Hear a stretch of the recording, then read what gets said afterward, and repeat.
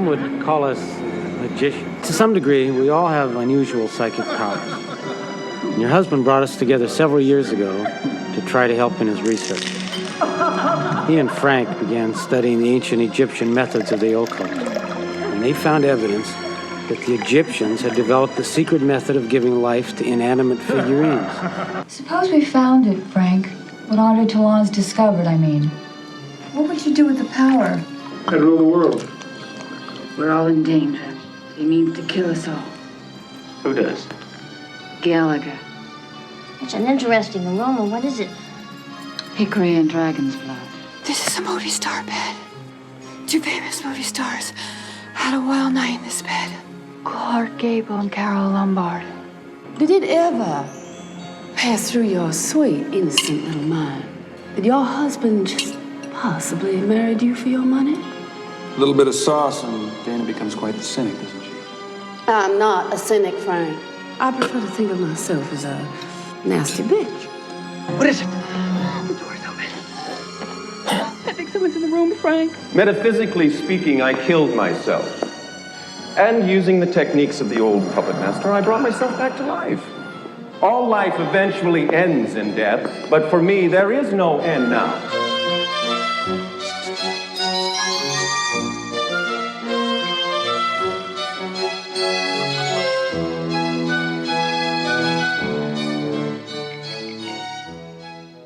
Hi there, here is Lenore Zan of Visiting Hours and Happy Birthday to Me, among others. A scream queen in Canada. You are listening to The Hysteria Continues. Yeah, and welcome back to The Hysteria Continues and episode 301. So we're up into those 300s. And this time we are covering the original Puppet Master from 1989. And we're joined by longtime friends of the show, Tyler Elkins. Tyler, great to have you aboard. How are you doing? Thank you. I'm doing well. I am so excited to talk about some killer puppets.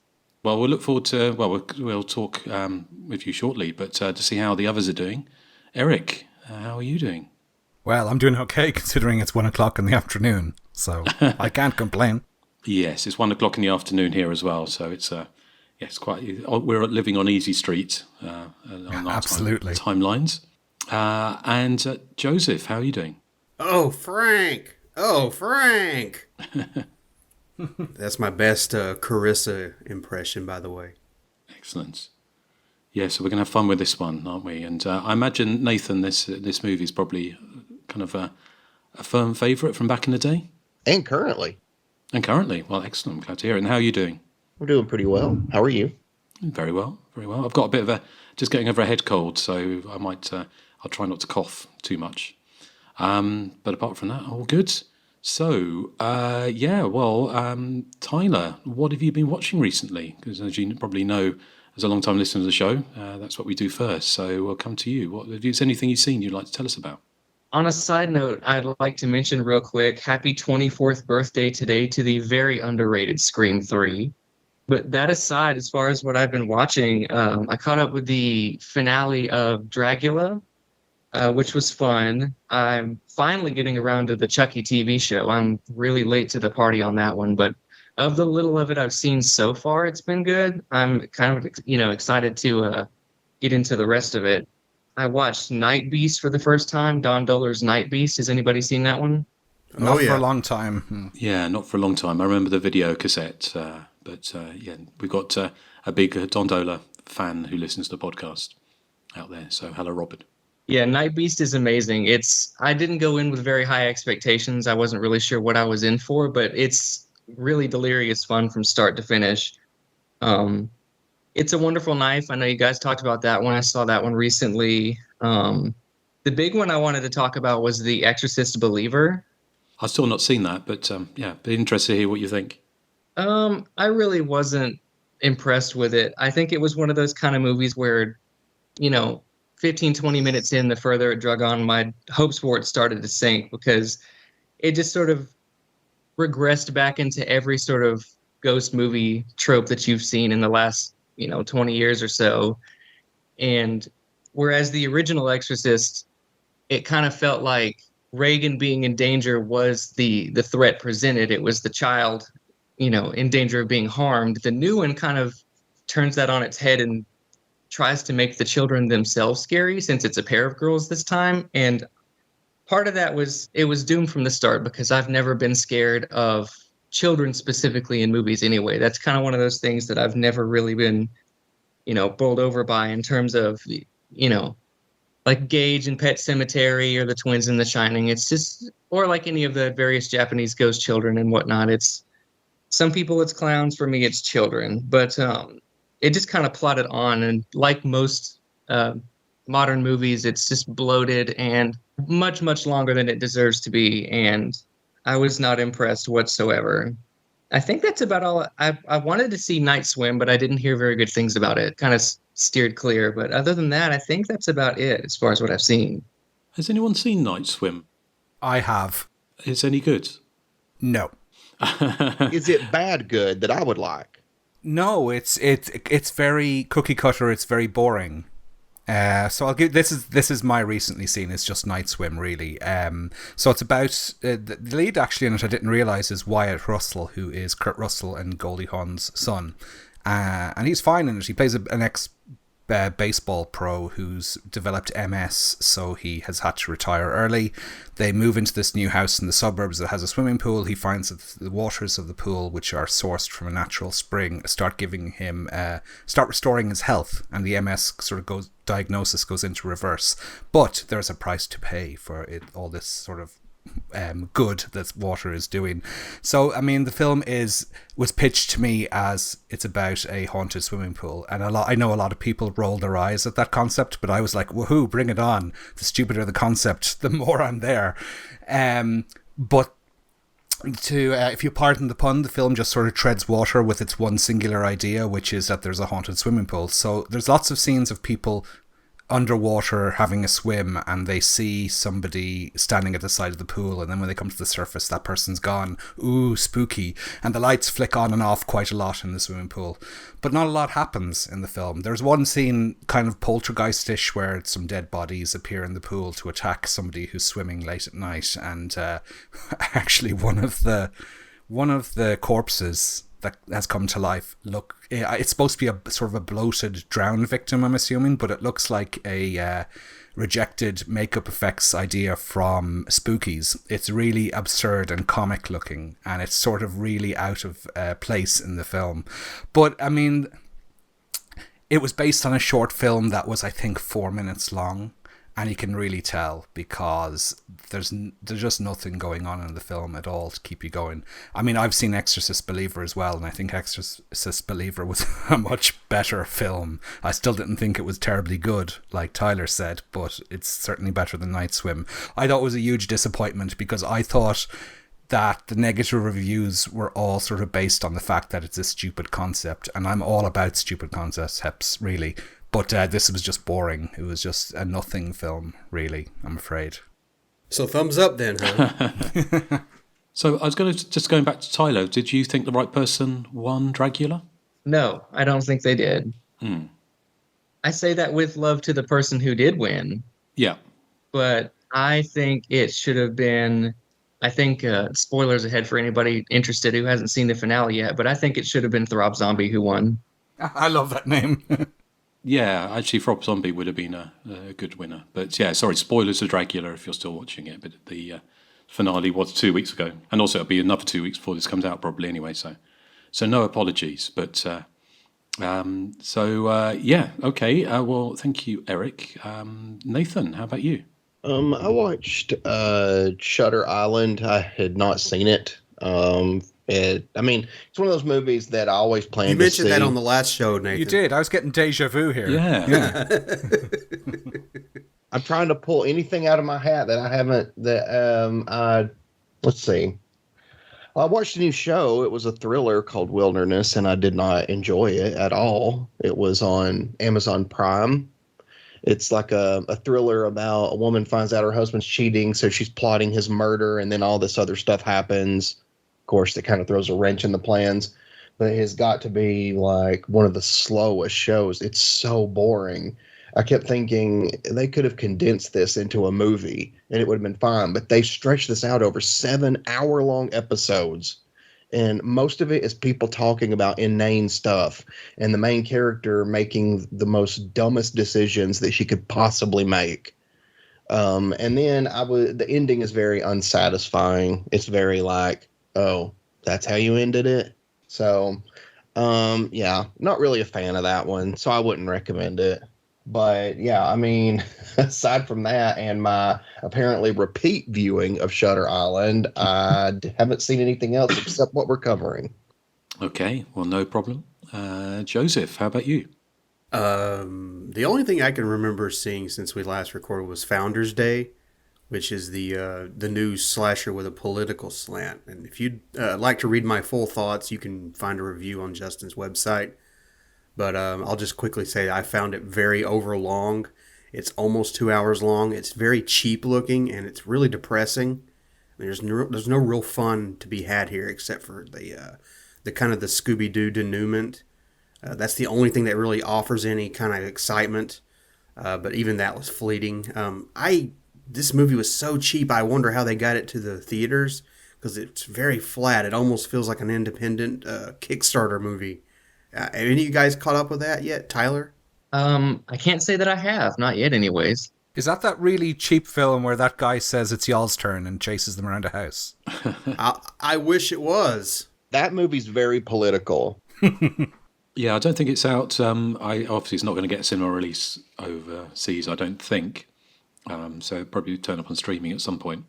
Yeah, I mean, it's just another one of those movies where too many characters survive. You don't really care for the characters.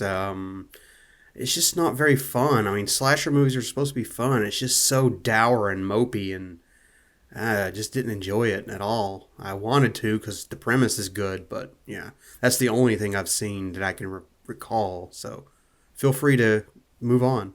Okay, well, thank you for the review, Joseph. Excellent as ever. So if you want to read that, that's on Hysteria Lives.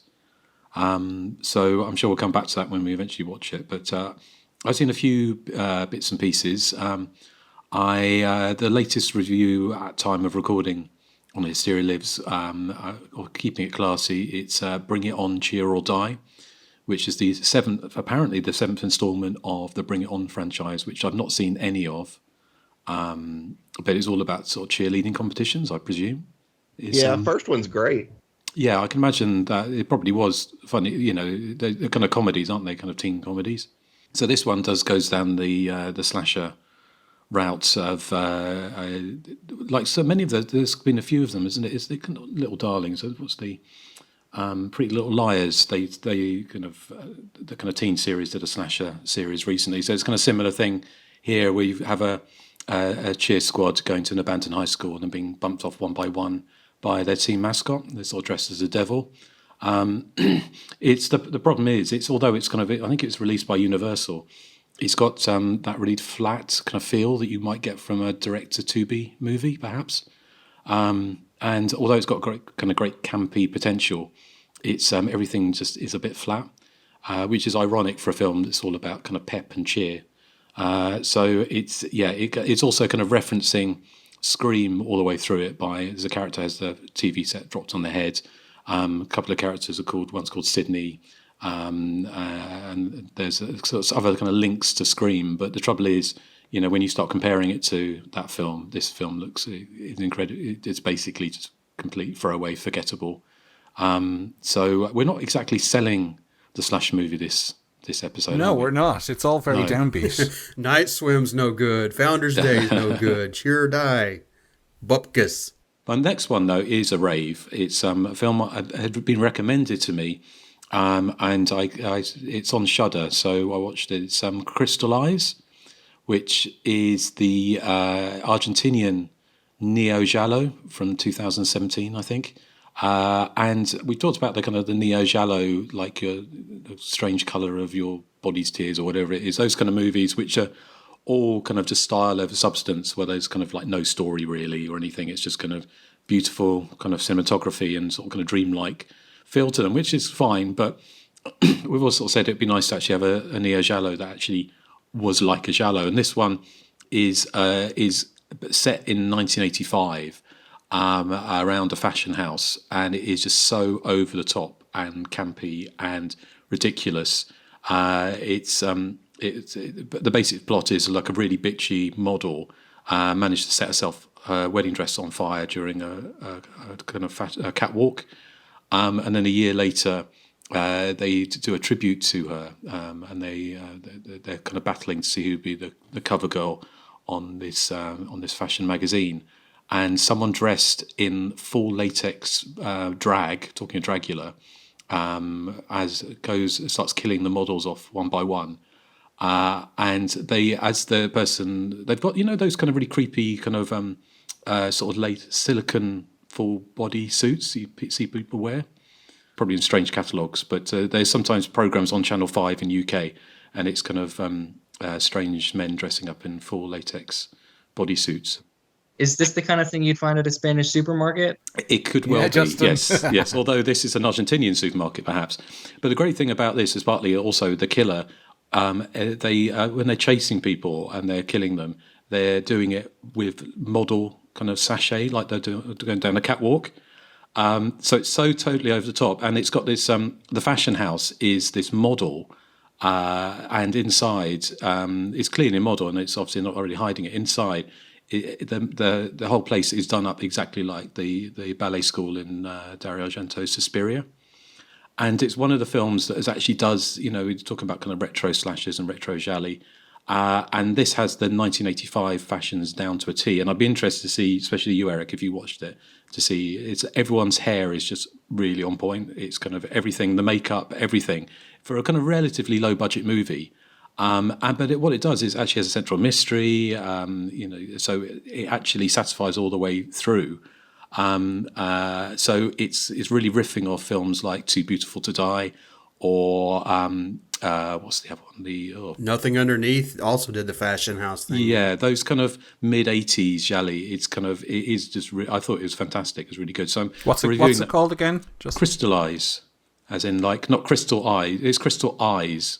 Because the killer's eyes. Did you review this for Hysteria Lives? I have reviewed it. I haven't put it up yet. I think maybe next one or two. Okay. So I'd like to talk about it. I'd be interested in what you guys think about it, because I think it'd be a fun one to talk about on the main show.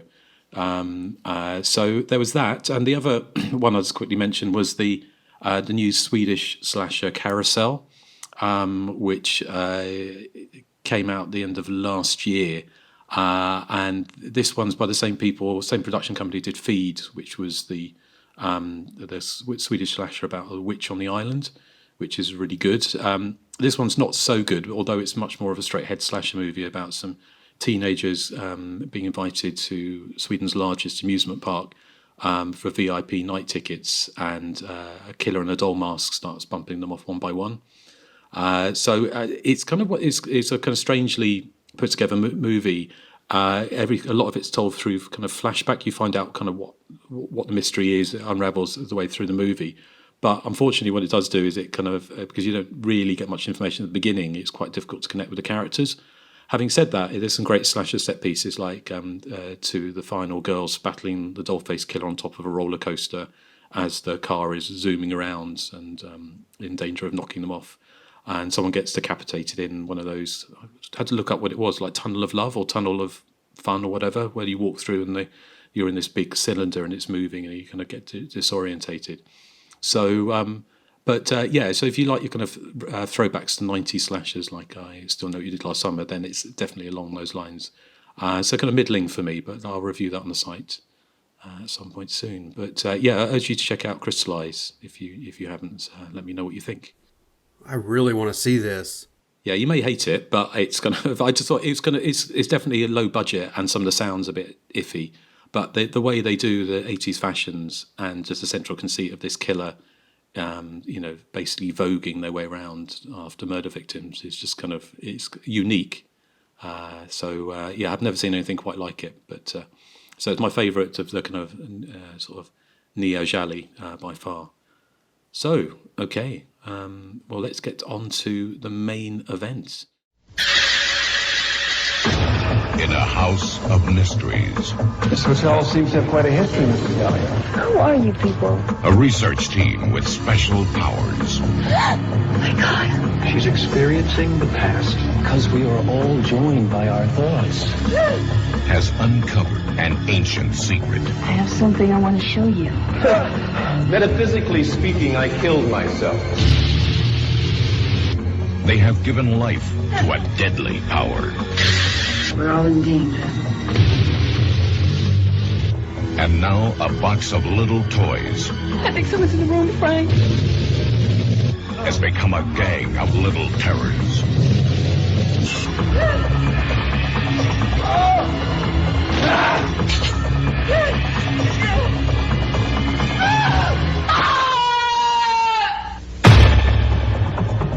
Irene Miracle, Paul Lamont, Barbara Crampton, and William Hickey as the Puppet Master. Alex Whitaker and 3 other gifted psychics are investigating rumours that the secret of life has been discovered by master puppeteer and Andre Toulon. But the psychics quickly discover Toulon's secret of death in the form of 5 killer puppets, each one uniquely qualified for murder and mayhem. Together they're an army of skilled assassins, diabolically programmed to guard the deadly secrets of the Puppet Master.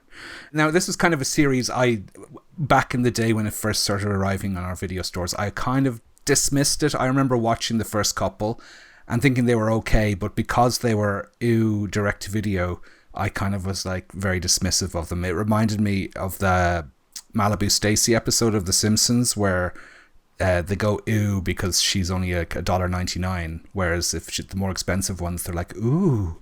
But yeah, that's my approach to kind of direct to video stuff back then. I never really gave it a chance, and it's only in recent years I've got the first 5 Puppet Masters on Blu-ray actually from 88 Films, and it's only sort of more in more recent years I've become to sort of rediscover them.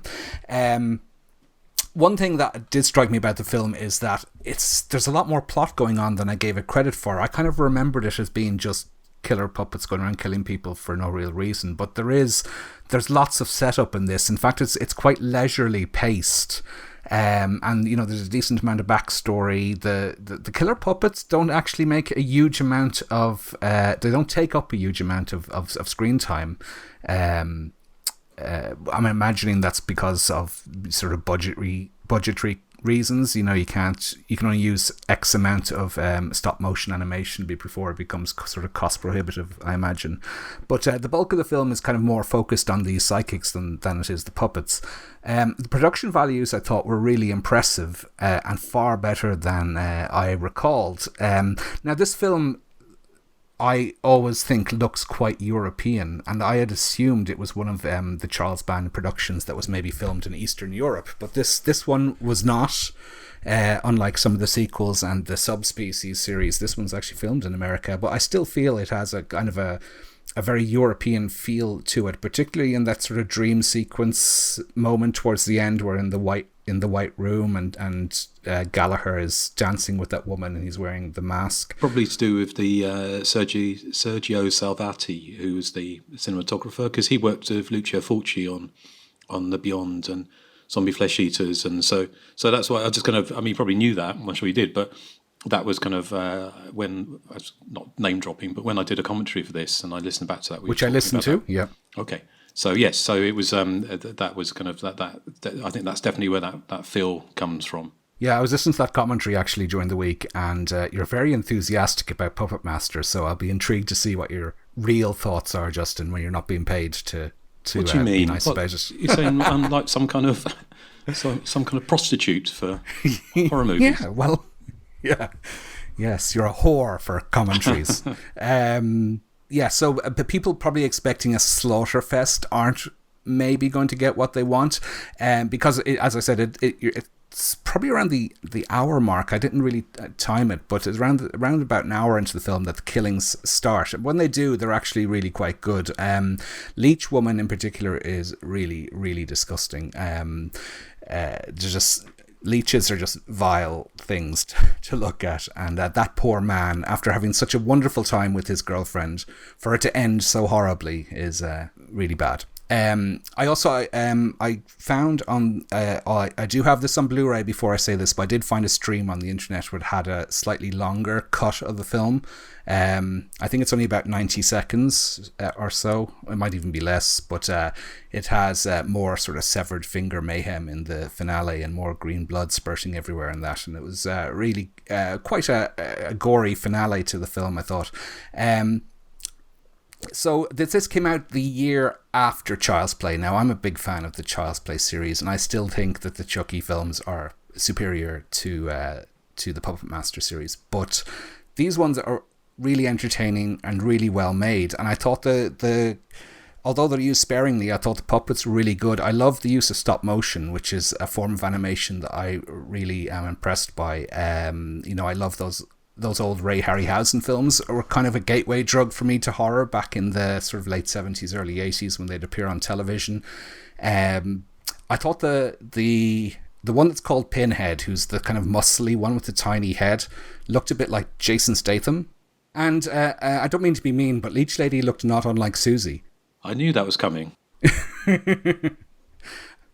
So yeah, there's plenty to love in this film. As I said, I thought it was really well made, and I collected these films when 88 were bringing them out on Blu-ray. I collected the first 3 Subspecies films also, and they're all actually really quite good and quite well made, and certainly far better than I gave them credit for back in the day. I still wouldn't class them as they're not sort of 5-star films, but they are sort of solid 3-star ones, I think. So, and Justin, you're the only one who'll get this reference, but did you think that Paul Le Mat looked like Rod from Rod, Jane and Freddy? Well, now you say it, I was thinking about him being in Death Valley. All I could think, I was just waiting for him for him to go into a room and Zippy and Bungle would be in there, which are puppets as well. Well, that would have been kind of quite sinister, wouldn't it? Yes. Anyway, that's a very niche reference for UK and Irish listeners to a children's television show called Rainbow. Anyway, Tyler, tell us why you picked Puppet Master. Is it a firm favourite of yours? Indeed it is. I have a fondness for, I want to say, the first 4 films, definitely, and maybe kind of the 5th one, but my real love and area of expertise with these movies is in those early few. Now, to address up front the elephant in the room as to whether or not it's a slasher movie, I'd say it tends to prioritize its other elements first, but I think it overlaps enough with traditional slice and dice to at least be considered a close relative. Well, we're not fussy anymore. We're it's slim pickings these days in the slasher barrel, so we have to shoehorn anything in. Right. I couldn't help but chuckle at the fact that in the beginning, Blade is running to warn Toulon, and this little puppet runs a marathon, and somehow not a single person spots him. We get a glimpse at a version of Andre Toulon before he was kind of this, invisible man in the sequel and this overarching character in the series. And really his relevance to the plot here revolves around his suicide, played by William Hickey, of course, who I would know best as Uncle Lewis from Christmas Vacation. The blessing! Race has been dead for 30 years. I love horror movies that have a memorable location. And while the Bodega Bay isn't exactly Garth Manor from Hell Night, it is a pretty serviceable backdrop. Our cast of characters, to me anyways, is unique and interesting, even though they're pretty unsympathetic for the most part. If not unsympathetic, then outright boring, aka our lead guy, unfortunately. I think he bogs the film down a fair bit. On paper, it sounds deceptively simple, a group of psychics alone in an old hotel with sentient puppets running amok.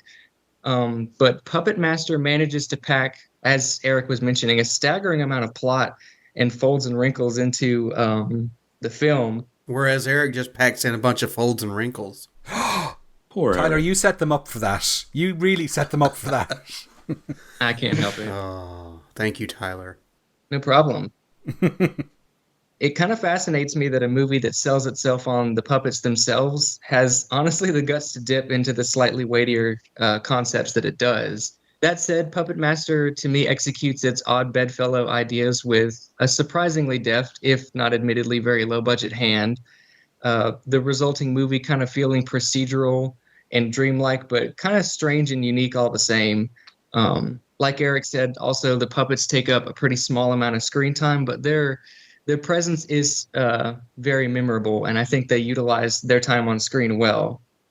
Speaking of the puppets, their craftsmanship is second to none, which has always been the biggest strength of this entire franchise to me. The bodies positioned around the table with the big reveal that Gallagher is still alive was well done. It's kind of played more serious, but is undercut with those puppets sitting with that damn stuffed dog that, what's her name? I can't remember her name off the top of my head, has a conversation with earlier in the film.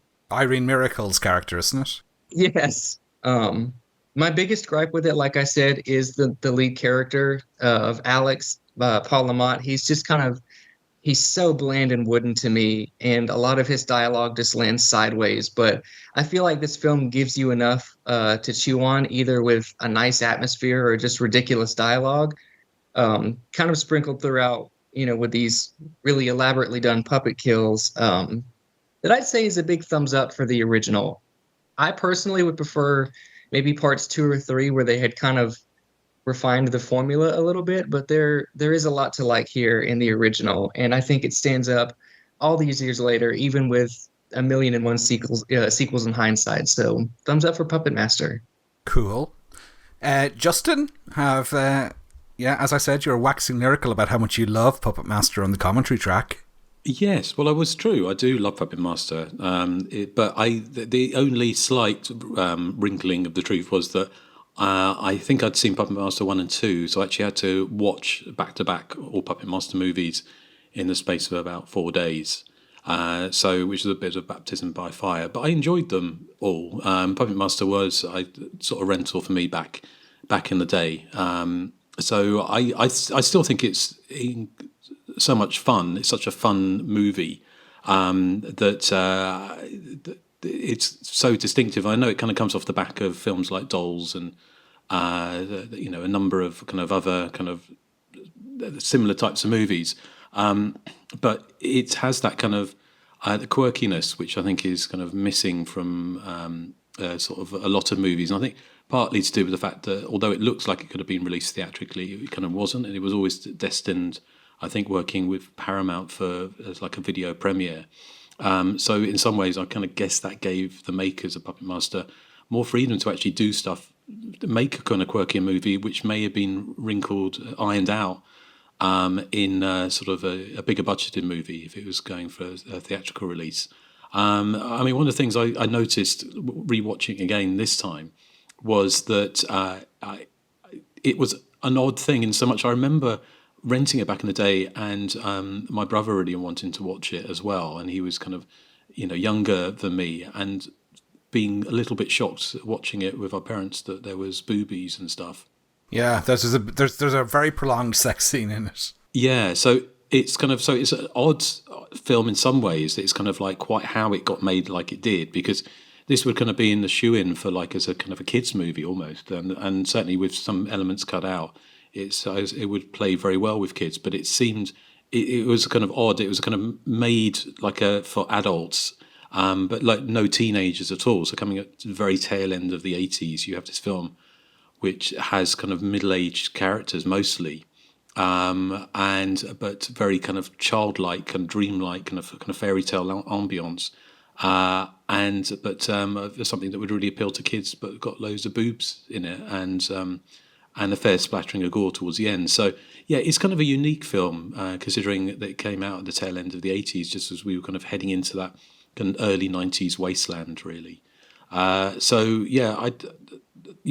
know it's one of those kind of franchises which is just kind of spun off into, I don't even know how many Puppet Master movies there are now, but I imagine there's quite a few. I really enjoyed it again this time. I think it is a quirky treat. I do feel they maybe slightly oversold Barbara Crampton's appearance in the trailer a little bit. So as she's listed as woman at carnival. I loved Irene Miracle's character, that she's so different to how she is in Inferno, the Dario Argento film from 1980, which is very kind of dreamlike, but in this she's kind of like this kind of southern kind of boombox, really, isn't she, with the stuffed dog. So it's just that kind of weird quirks, and everyone seems to be having a lot of fun with it, apart from Paul Le Mat, which, like you say, Tyler, he's, it's a shame There wasn't slightly more charismatic character in that lead role. I know he's kind of playing the straight man in it, but it's, he's not. He kind of brings the film down, unfortunately. Fair play to him and stuff, but yeah. So I enjoyed it. And I can see, as you mentioned, Erik, about that kind of Euro feel to it. Has that, but again, because obviously that links to the Italian cinematographer, so it gives it that kind of weird feel. I mean, if you look at films like the Chucky series, the films and the TV series, they're very much kind of straight ahead, aren't they? Kind of types of movies with their own kind of quirks. But with this, you've got these kind of crazy puppets that really do come out of nightmares. And say the leech woman is so disgusting. It's actually, even in a film that is kind of quirky and campy and odd, that you can still have these kind of puppets or kind of elements that actually kind of are icky as well. It's not no small feat. So yeah, I think it's a great fun movie. Yes, thank you, Tyler, for picking it. Cool. Nathan, what are your thoughts? I love Puppet Master. I loved it as a kid. I loved all the puppets, and as an adult, I still love it today. I like all the puppets, but of course the one that really stuck out in my mind is Leech Woman, or Ms. Leech. I don't know that she would be beneficial if the victim wasn't tied up. I feel like the victim could easily get away, because it takes her a while to regurgitate these leeches. It's not like, that they shoot out or anything. Like, it takes her a while. So I'm like, I feel like a person could get away from her if they weren't tied down. So maybe to make it fair for her, she should have another power besides the leeches, because the other puppets, they can, kill people more quickly. I love the big chase scene between Pinhead and Dana. I thought that was a lot of fun. Although it seemed like Pinhead just kept wanting to punch her in the face, because he just kept doing that over and over and over. And I was like, dang, Pinhead. I mean, it's pretty crazy, I guess wanting to beat somebody to death. Yikes. But I kind of disagree with you guys, I guess, about Paul Le Mat. While I do agree that, his character is not as interesting as any of the rest, I think he's stuck with what he's given. I mean, he's supposed to play this bland, I guess, kind of straight man to the story. And I've seen him in other things, and he is really good. He was in The Burning Bed, and he played the abusive husband, and I'm like, he is excellent in that movie. So, I give him a pass because I know he's a good actor. I just think it was a combination of the character and things of that ilk, I would say. Let's see, I liked Blade. I thought Blade was probably the coolest of the puppets. I just think Blade was just kind of, I think for Blade, it was like doing what needs to be done. Oh, and I learned how to check to see if a person's really dead or not. I just need a really long pin that I could stab into them. Do you think that the other people at the funeral home might get upset if I were to do that? I mean, I was just testing. Stabbing into dead people. Isn't it more of Eric's kind of cup of tea? Hey, less of that. Is that a Bob Hoskins reference? Yeah. Yes. Good grief. Yeah, good grief indeed. I've actually never seen any of the sequels. I think what got me interested in the first one is the fact that it's a group of people in one location getting picked off one by one, which, of course, slasher or not, is my favorite kind of film. So this definitely falls under that category, which, something I really, really enjoy. But yeah, overall, I give Puppet Master 2 thumbs up. I think it's well worth watching, especially if you love, kind of like the more cheesier 80s, kind of like puppets and stuff. They're not CGI whatsoever. It's all practical. I mean, I think they do stop motion, like you guys said. But yeah, so yeah, I mean, it's a really good movie, and I say justice for Leech Woman. Fair enough. Joseph? Yeah, I hadn't seen Puppet Master probably since it came out, and I remembered next to nothing about it except the really good puppetry sequences that were, I guess, enough of a driving force to turn this into a franchise. So I didn't really know what to expect going in, but now that I'm reacquainted with the film, I still contend the puppet sequences are really top notch, despite the kind of obvious budgetary limitations. And they use this mix of standard puppetry, stop motion, and this kind of, in one scene, this forced perspective to kind of bring these things to life. And it's really well done, and they're just a highlight to this, what is, for me personally, otherwise very flat, kind of a basic cable film that didn't really interest me much outside of the hotel sequence, which I loved. And this is where the various puppets get to kind of murderously shine in the movie. I especially loved the hilarious sex scene with Carissa and Frank, who are keeping the other guests awake with their volume. And then this sequence right here basically gives new meaning to getting your nipples tweaked, as they're kind of killed by Miss Leach, who more or less just starts puking up all these Toyas all over Frank's hairy nipples. Hey! But man, all of the psychic and alchemy mumbo jumbo just didn't do it for me. So whenever a character or a human character is trying to piece together the central mystery, my eyes kind of glazed over a time or two. I was much more interested in that segmented portion in the hotel, where it feels almost slashery and anthological with the puppets picking various people off, one room at a time. That stuff was great. But the story, I don't know. It wasn't very involving. It was kind of like watching someone make a puppet or watching the paint dry on a puppet. If I'm honest, I much preferred the puppet sequences. I really couldn't tell you a single person's name outside of those killed in the hotel, like Frank and Carissa. I love that scene again. I don't know. I didn't care about the puppet backstory much. I would have preferred they kind of boiled this down into just puppets killing people, kind of like in that. Oh man, what's that one with Karen Black with the Zuni fetish doll? Trilogy of Terror. Yeah, they didn't really get too much into the specifics of the puppet there.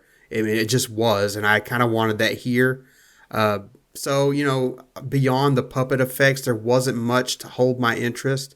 And the puppets themselves, they are great, and I believe they probably get expanded upon in later sequels. But I don't know, even here, they feel like they're almost kind of shoehorned into this clairvoyant, this bore of a story that had all of the kind of the oomph of watching someone build the puppet rather than unleashing it. So I kind of wanted more puppets and less, psychic jawing back and forth. But is this a slasher movie? I'd say no. But that middle portion sort of strides right alongside the subgenre with some great POV shots and some fun kills. So, it more or less qualifies in one form or another. So, I don't know. I didn't hate this movie, but I wasn't really with it. I'm not totally sure how it became a cult franchise based off of things that kind of happens here.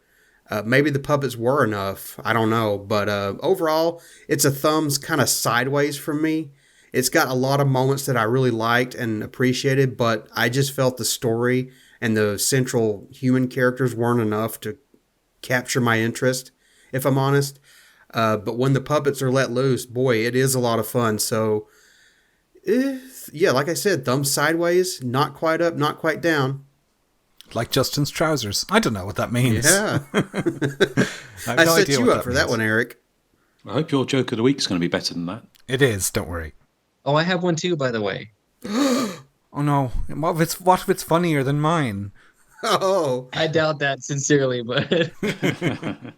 Can I just ask something about Puppet Master 2, which I haven't seen in a long time, Tyler? Is there any characters from this carried over outside of the puppets? Any of the human characters?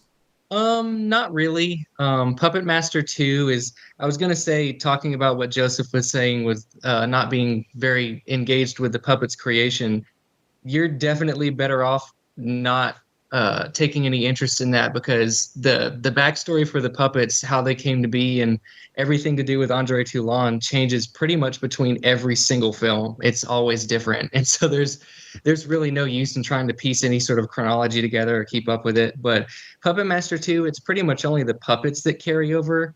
It's another one of those sequels that's sort of very ambiguous with its placement. But gives you just enough to be incongruous and infuriating when you try and piece it all together. Cool. Because I must rewatch it because, as I said, I have it on Blu-ray. I don't think it has a Justin Kurzweil commentary on it, though, does it, Justin?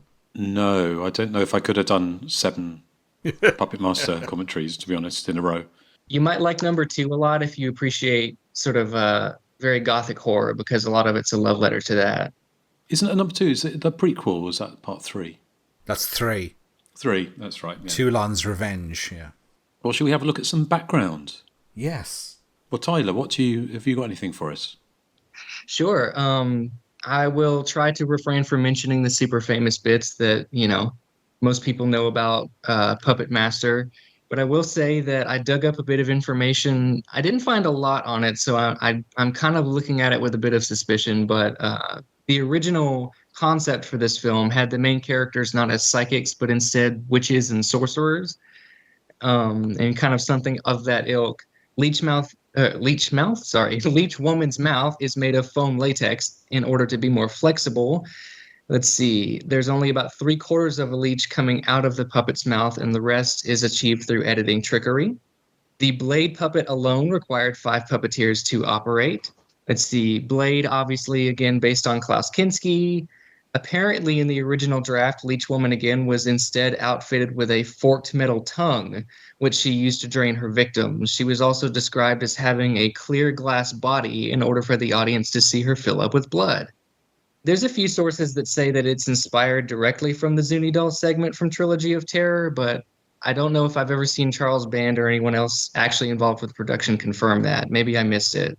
Let's see. The puppet seen in the beginning, looking out of Andre Toulon's window, is a real-life Burmese opera marionette named Zoggy, the alchemist magician. I probably butchered that pronunciation. Let's see. One of the earliest puppets that Charles Band pictured was a 6-armed ninja with guns. This puppet didn't make it into the movie, obviously, but it was the inspiration for Six Shooter, which would debut in the aforementioned Part 3. Fangoria seemed to be under the impression that Pinhead would be the lead puppet in the film. And let's see. I think that's about all of the information that I dug up that wasn't, repeated ad nauseum, and maybe a little bit that was. So, yeah. Cool. Well, thank you. I mean, that's very interesting, because it's a little bit difficult to dig up that much information on this movie, partly because it didn't go to theatres. So there's no reviews of it. I mean, there are lots of reviews out there of it, but there's no kind of reviews from the time in the kind of newspapers. So that kind of cuts off an avenue. But Erik, did you have some bits for us? Yes, just a few bits to add on to that. So the stop motion is done by stop motion whiz David Allen, who was Oscar nominated for his work on Young Sherlock Holmes in the mid-80s. And he went on to direct Puppet Master 2. And he also did the effects with Charles Band on Dolls, his first film, Laser Blast, in the late 70s, and Subspecies series. As I said, it was shot in California. The exteriors were Pasadena. The interiors apparently were a Scientology building in Hollywood. So I might imagine Tom Cruise and John Travolta were possibly passing by as they were filming. I imagine there's probably stranger things have been seen in the Scientology building in California, I imagine. Yeah. It apparently did get a theatrical release in Thailand, but everywhere else in the world it went straight to video. Paramount distributed it on VHS in the States, and they were concerned that Leech Woman was a bit too disgusting, and they were urging Charles Band to sort of push her to the background for future sequels, but I'm not sure if that happened. Does Leech Woman appear in all of the films, Tyler? Do you know? She kind of I won't spoil it, but she disappears after Part 2, and I think comes back in maybe the 6th film, I believe. All right, okay.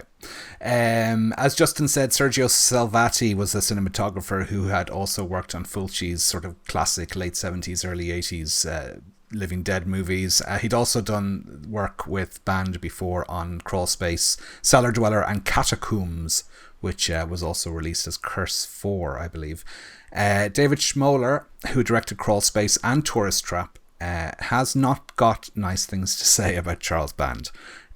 He says that he was fine to work with at the time, But once all the ties were severed, he says that he's owed loads of residuals that he can't get out of Charles Band. And when it came to releasing the Puppet Master series, he was never approached to do any extras or do a commentary or anything. And he accuses Charles Band of trying to take all the glory for Puppet Master. He said that he promoted the films. He never promoted the films with the directors who made them. He just promoted them as if he was the director of all the films. Pinhead's fists were provided by a dwarf stunt woman called Cindy Sorensen. David Schmoller went on to direct a 2012 film called Little Monsters. Now, I was looking into this thinking, I wonder if that's another sort of killer doll movie or something. But no, apparently it's based on the Jamie Bulger case, which was the murder of a toddler in the UK in 1993, which went on to ironically be blamed on the murderers having seen Child's Play 3, which was eventually dismissed as being hokum in the end. But at the time, it was a big deal. So, Paul Le Mat, of course, we would have seen him in Death Valley. I think we mentioned that, and also in Strange Invaders. Irene Miracle, as well as Inferno, she was in Night Train Murders, which was that kind of mid-70s Italian Last House on the Left type movie, which is very good, but not a fun watch as such. Jim Skaggs plays Justin Kurzweil in Hollow Man. Justin, I didn't know you were in that. Apparently there's a character called Wino. Oh, Erik.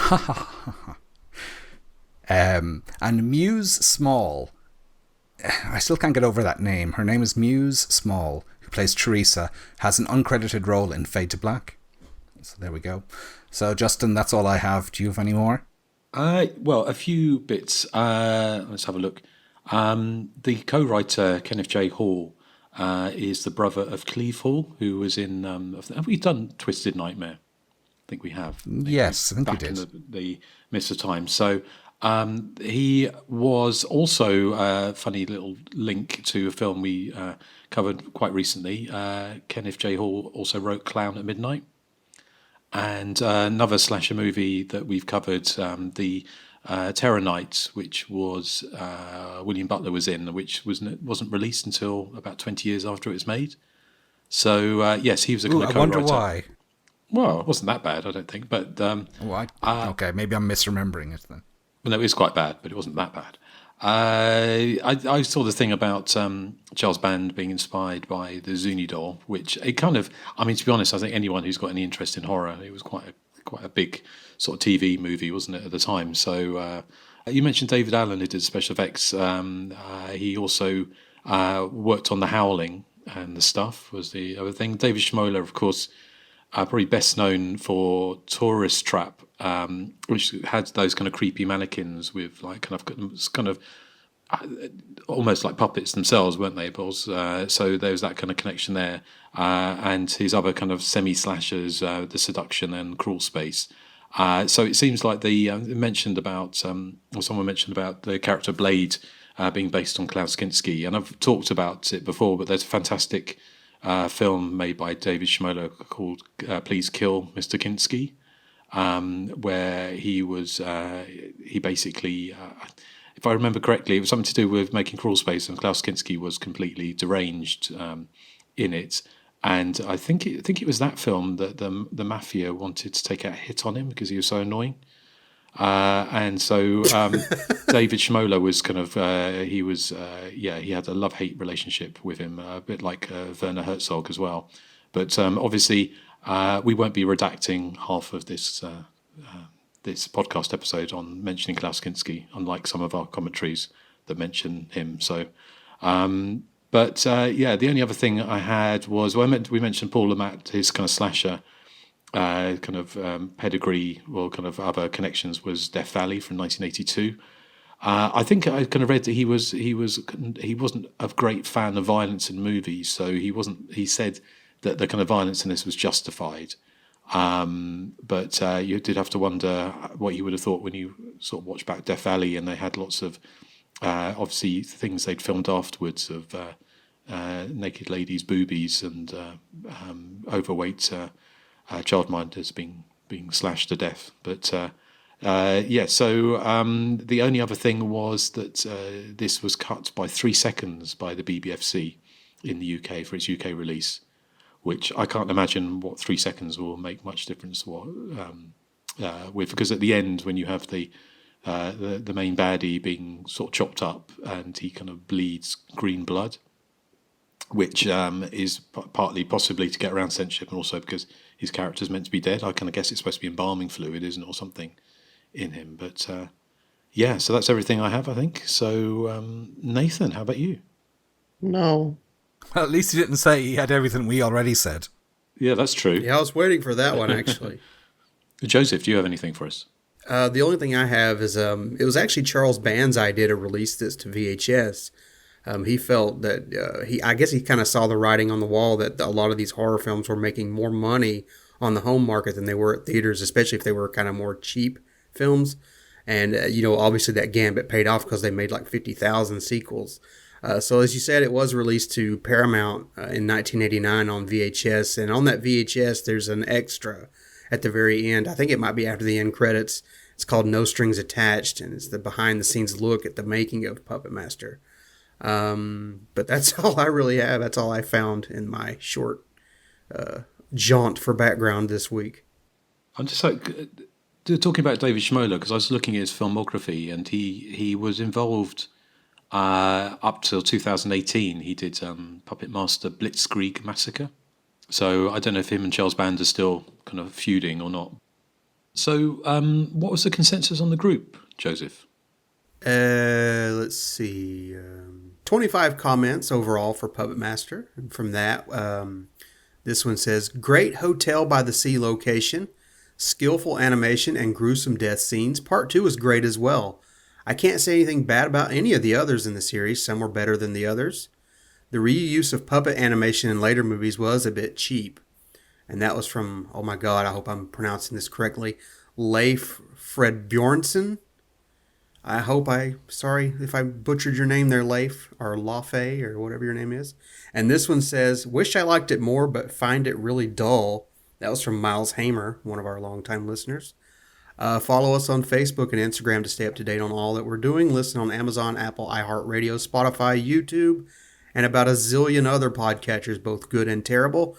Join us on Patreon for as little as $1 per month to help support the show, or if you're financially inclined to do so, select one of those tiers that fits your budget for that extra monthly bonus content. That's patreon.com/The Hysteria Continues, all one word. And that goes for our email address as well, thehysteriacontinues@gmail.com.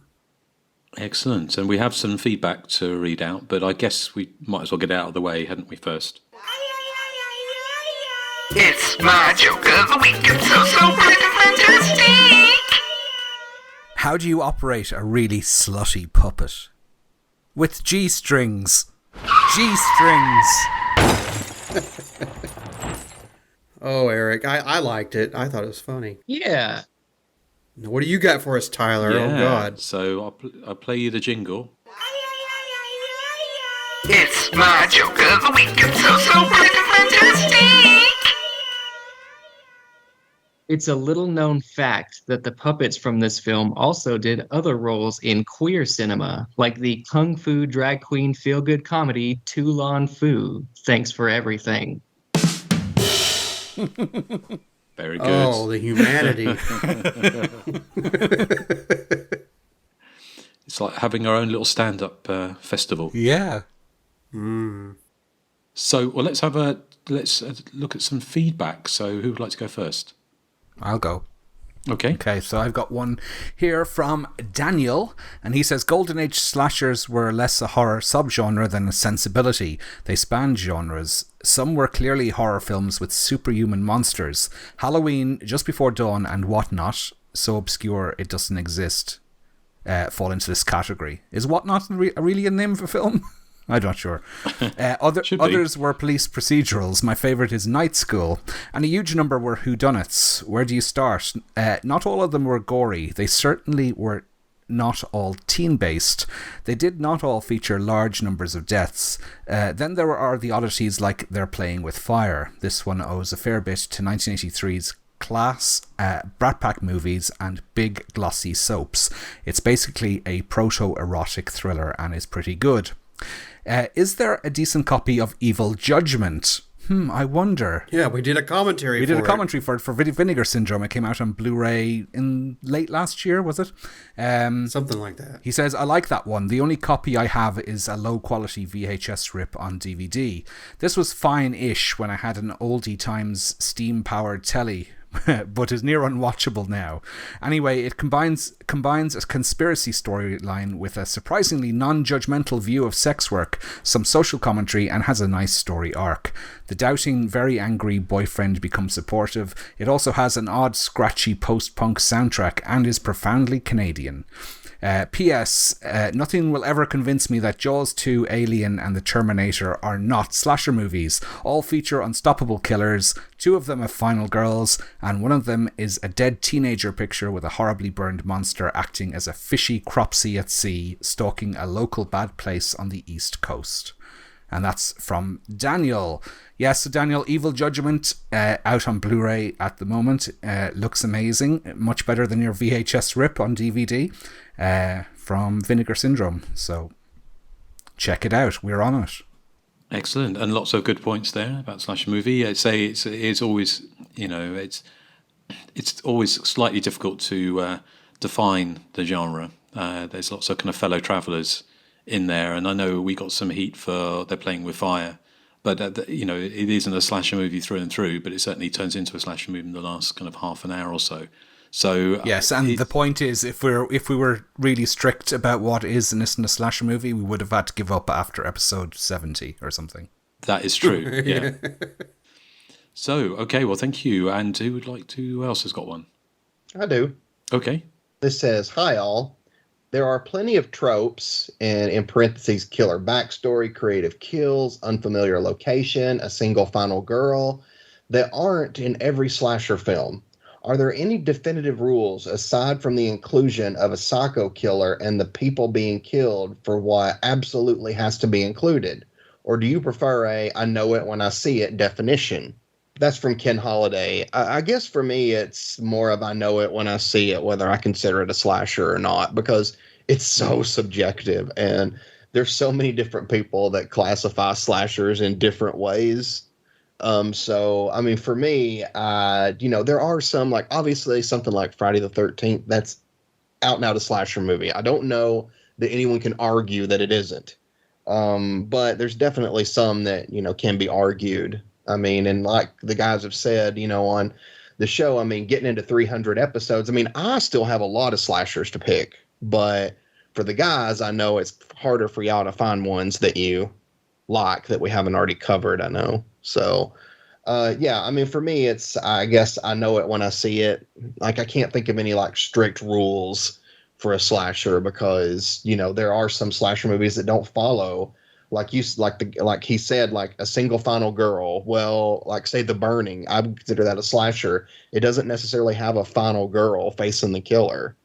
So yeah, I mean, there's definitely different rules that apply. So it's hard for me to come up with a definition. What about you guys? Well, I think the previous feedback kind of summed it up as well. I mean, it's basically you can shoehorn the knife wielding killer into pretty much anything, and it can still be called a slasher, or as Justin would say, slasher adjacent. So, like you said, Nathan, it's very subjective. I don't think you can pigeonhole it down to just a guy with a knife.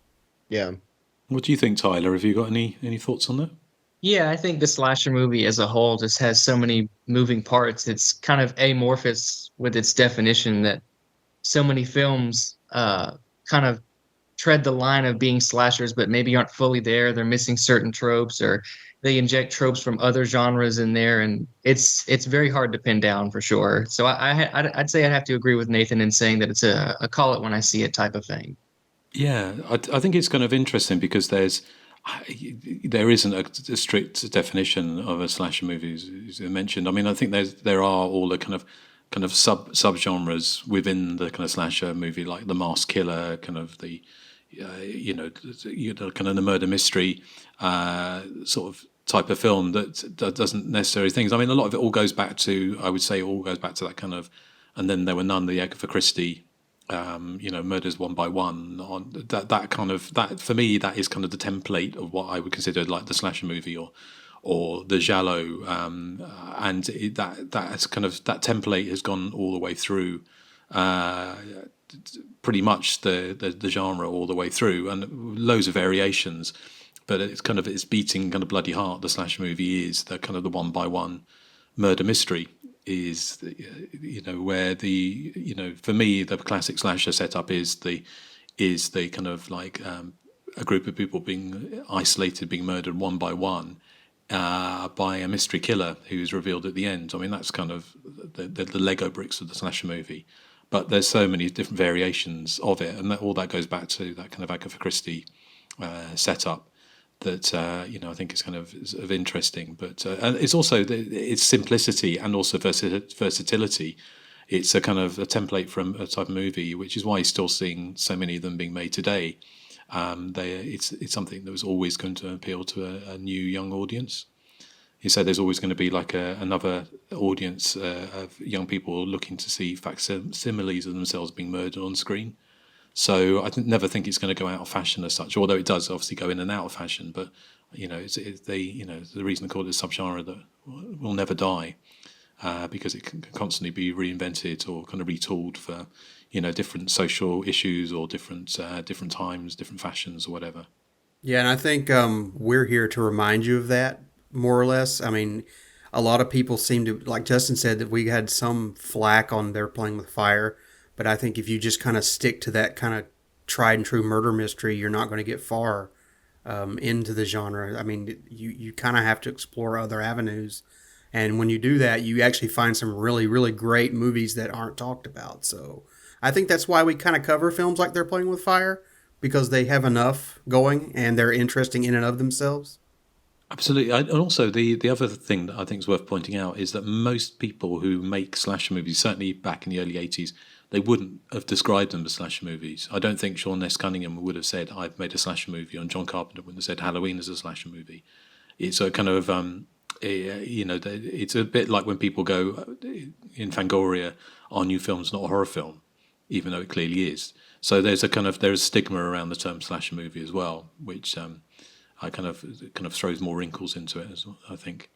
Yeah, I'd say, I mean, from where I'm sitting as a longtime listener, I really appreciate when you guys sort of delve into movies like They're Playing with Fire and stuff that maybe represents a facet of the slasher movie. I don't think it loses the core of, the show to start dabbling in films like that because, as you guys have mentioned, you've only got so many slasher movies, that people know about or that you can actually feasibly find to cover. Well, I would argue that we only have so many quality slasher movies to talk about. I've still got quality slashers to discuss. Yeah, your next pick after mine is a very clear indication of that, Nathan, which I won't spoil. It is. But it's also fun to talk about films that aren't very good sometimes. Yes, Nathan. Thank you, Nathan, for your long-time contribution. Y'all better not be talking about Old Federal 2. That's the best one. Yeah, it's the cream of the crap. Cream of the crap, yes. I retract my thank you. But yeah, I think it's, so you said, if we look at listener figures, if we cover something like Nightmare on Elm Street sequel or a Friday the 13th film, our listenership spikes massively. But actually, it's sometimes harder to find anything that worthwhile that hasn't already been said about those movies, which is why, for me, it's almost more interesting to actually delve into obscure kind of movies that not many people know. And so, because otherwise there's books and podcasts, there's documentaries and stuff about those films. It's not that we can't give some kind of unique angle or hopefully give some kind of our own twist on it. But for me, it's, I get much more pleasure sort of digging up old reviews of half-forgotten slasher movies from the early 80s or, other time periods than I do kind of regurgitating something about, the latest Elm Street sequel. Exactly, yeah. So, okay, well, have we got, Joseph, do you have one? Yeah, I have one. This says, congratulations on 13 years and 300 episodes, gents. Well, 301, as I am a bit late to the party. I still remember my brother recommending your podcast back around 2013.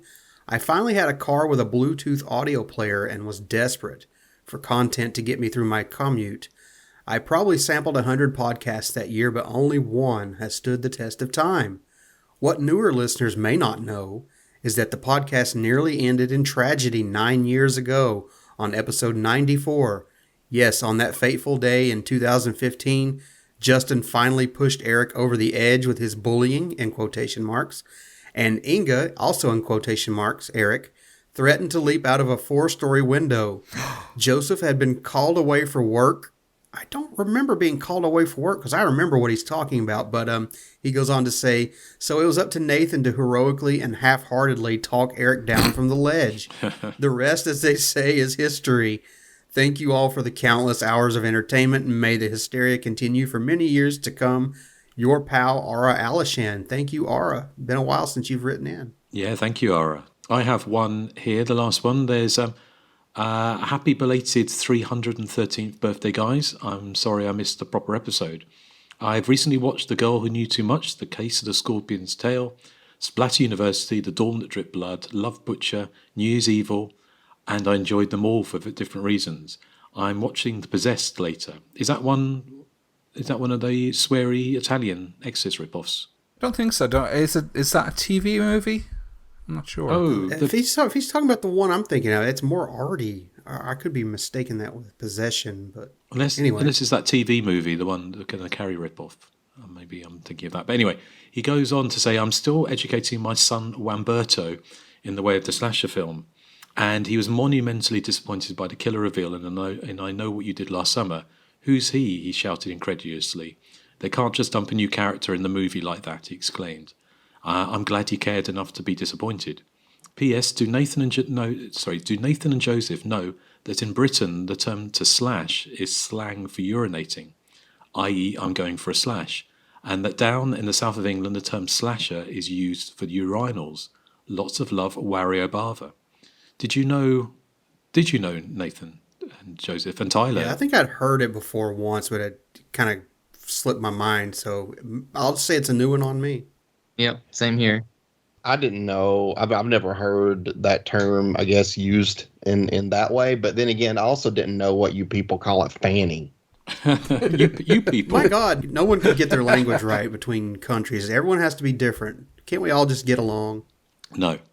But he says, Erik, do you know, because it's funny, because obviously I've heard the term going for a slash, because that's kind of, but the term slasher for urinals, even though I'm from the south of England, so I was wondering, because I know you've hung around toilets quite a lot in London, so did you ever hear the slashers? No, I've never heard the term slasher. I am familiar with the term going for a slash, obviously, but not, yeah. And I don't hang around toilets in London. What do y'all call going poo? Taking an Erik? Oh my God, I'm this close to jumping out the window again. Don't do it. Yeah, put your Skype camera on first. You wish. You see my sexy body. Maybe not. Okay. Well, hopefully that's everything you wished for, Tyler. Or maybe everything you feared. Please don't throw yourself out the window, Erik. Thank you. We'll never hear from Tyler again.